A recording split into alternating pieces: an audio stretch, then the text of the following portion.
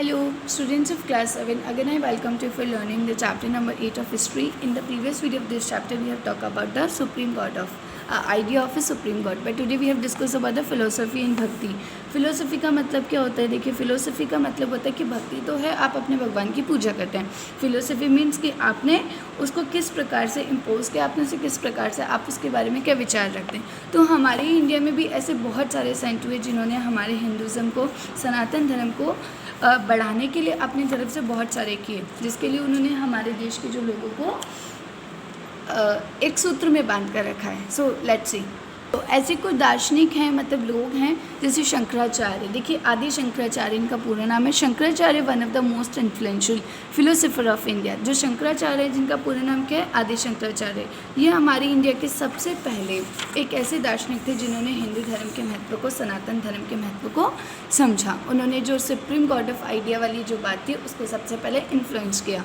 He was born in Kerala in 8th century. उनका जन्म कहाँ हुआ था? आज के केरला में 8वीं सेंचुरी में थे. He was an advocate of Advaita और doctrine of the oneness of the individual soul and the supreme god which is the ultimate reality. और उन्होंने ये शिक्षा दी कि जो ब्रह्म मतलब हर व्यक्ति की एक ऐसी सोल होती है जिसके अंदर क्या है कि जिसको कभी ख़त्म नहीं किया जा सकता.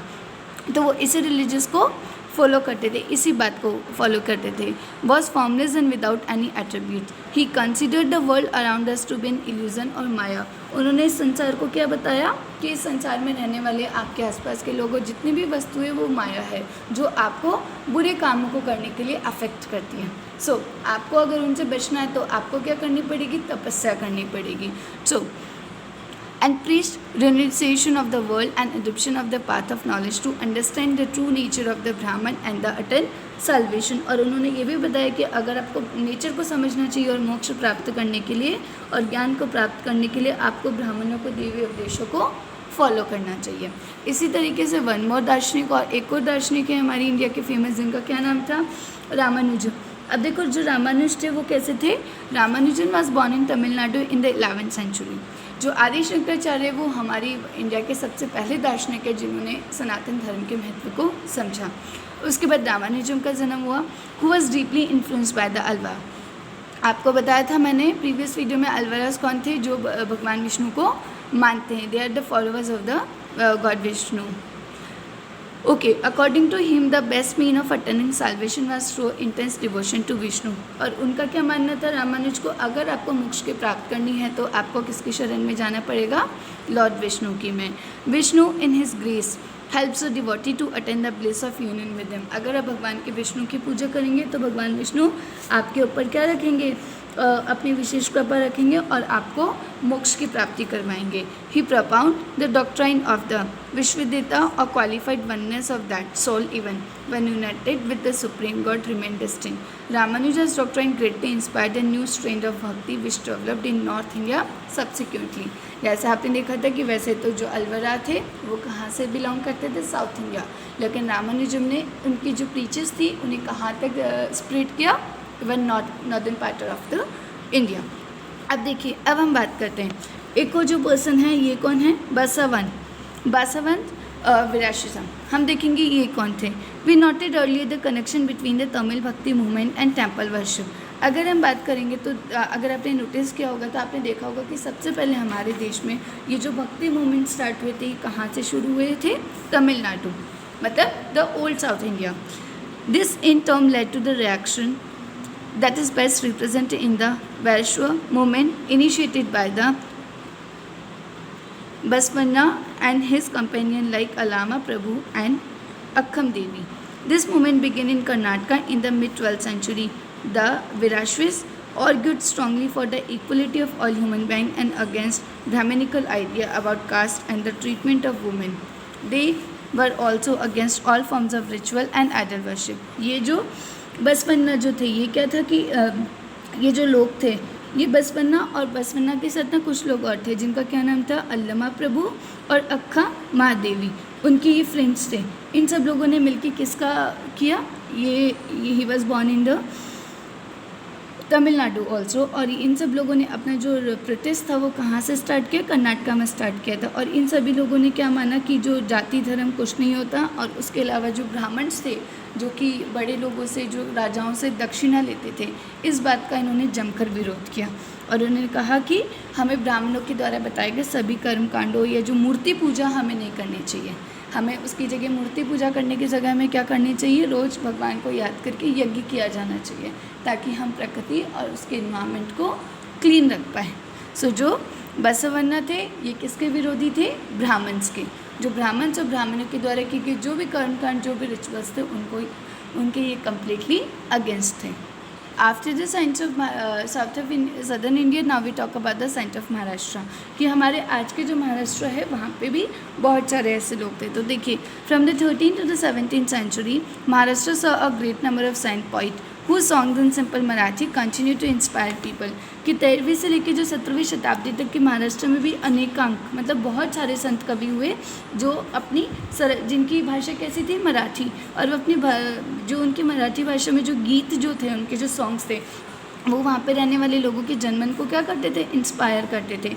और उन्हीं संतों में से कुछ इम्पॉर्टेंट उनके संत थे, देखिए कौन थे। दैमवर, जनेश्वर, ज्ञानेश्वर, नामदेव, एकनाथ और तुकाराम तथा सखुबाई। देखो, और जो सखुबाई थी वो एक स्त्रियाँ थी, देखो। And Sakhubai and the family of Chokha Mela who belong to the untouchable Mahar caste. अब ये देखिए, ये जितने भी जो लोग हैं जो सेंट बने, ये कौन से ग्रुप से बिलोंग करते हैं, they all are belong from the untouchable families. So अब देखिए, who belong to the Mahar caste, this regional tradition of bhakti focused on the Vitthal, a form of Vishnu. जैसा आपने देखा था कि जो अल्वराज थे वो कैसे थे, भगवान विष्णु की पूजा करते थे और वो अपने प्योर सेल्वेशन के लिए लॉर्ड विष्णु को ही अटेंड करते थे। तो इसी तरीके से महाराष्ट्र में भी विठल नाम के एक भगवान थे जिनको किसका रूप माना गया है, भगवान विष्णु का ही रूप माना गया। उसको उनके ये जो थे, उनके जो आइडियाज़ थे वो उनके ऊपर सेंट्रलाइज थे। In the Pandharpur as well as on the nation of a personal God residing in the hearts of all the people. These saint poet rejected all form of ritualism. ये जितने भी जो लोग थे, इन्होंने सनातन धर्म, हिंदू धर्म में होने वाले जितने भी कर्म कांड थे और जो जितने भी थी जन्म मरण के समय जो भी रिचुअल्स होते हैं, उन सभी जितने भी जो ब्राह्मणिकल एक्शंस थे, उन सभी का इन्होंने क्या किया, रिजेक्ट किया, उन्हें विरोध किया। Outward display of पाइटी and social differences based on birth. उसके अलावा इन्होंने ये बोला कि जन्म के समय अगर कोई व्यक्ति जन्म के समय उसकी कोई जात पात नहीं होती, सो इस चीज़ को भी उन्होंने रिजेक्ट किया। In fact they even rejected the idea of renunciation and prefer to live with their families. Even इसके अलावा उन्होंने ये भी ठुकरा दिया कि उन्होंने संन्यास ले लिया, कि उन्होंने अपने घर तक को छोड़ दिया। उन्होंने कहा हम अपने परिवार के साथ नहीं रहेंगे, earning their livelihood like any other person while humbly serving fellow human being in need. उन्होंने बोला कि हमें दूसरे व्यक्तियों की जो ज़रूरतमंद है, नीडेड पर्सनस है, हमें उनकी जाकर हेल्प करनी चाहिए। A new humanist idea emerge as they insisted that भक्ति।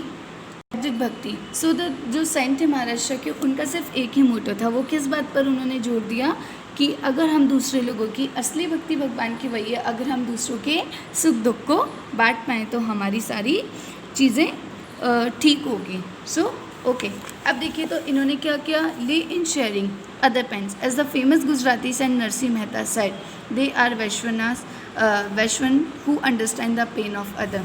मतलब कि जो एक सुप्रसिद्ध जो गुजरात के एक संत थे जिनका क्या नाम था, नरसिंह मेहता, तभी उन्होंने एक सॉन्ग रिक्रिएट किया था जिसका नाम क्या था, understand the pain of other. इसका क्या मतलब है, वैष्णव जंतु कहने कहिए पीर पराई जाने रे। कि एक वैष्णव धर्म वही, एक सच्चे धर्म वही है कि अगर हम अपने सुख को छोड़ के दूसरों के दुख में अगर हम काम आए तो विच is the bestest religion form. Okay, now Nathpanthi, Siddhas and Yogis. After the center of Maharashtra, we discussed that. Okay, so देखिए, a number of religious groups that emerged during the period criticized the ritual and other aspect of conventional religion and the social order using simple logical arguments. Among them were the Nathpanthis, Siddhacharya and Yogis. They advocate renunciation of the world. To them, the path to the salvation lay in meditation on the formless ultimate reality and the realization of oneness with it. To achieve this, they advocate intense training of mind and body through practices like yogasana, breathing exercise and meditation. These groups become particularly Popular among low caste, their criticism of conventional religion created the ground for devotional religion to become a popular force in northern India. So देखिए, after the center of Maharashtra, ये इसी time duration में एक और कुछ कवि हुए जिन्हें एक ग्रुप हुआ, जिन्हें हमें किस नाम से जाना जाता है, नाथपंथी, सिद्धार्थ और योगेश।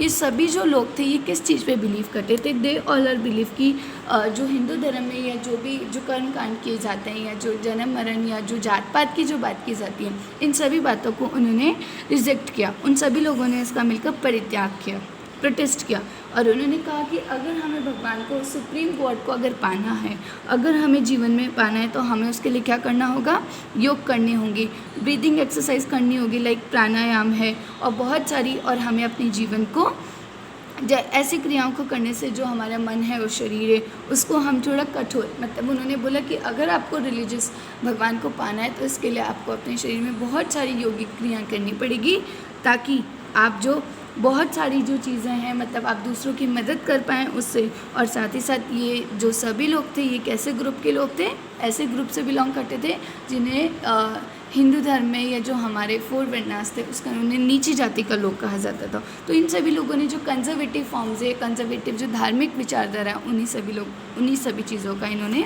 रिजेक्शन किया। I think you understand all the forms of this. In the next video of this chapter we have discussed about the Islam and Sufism. Thank you all.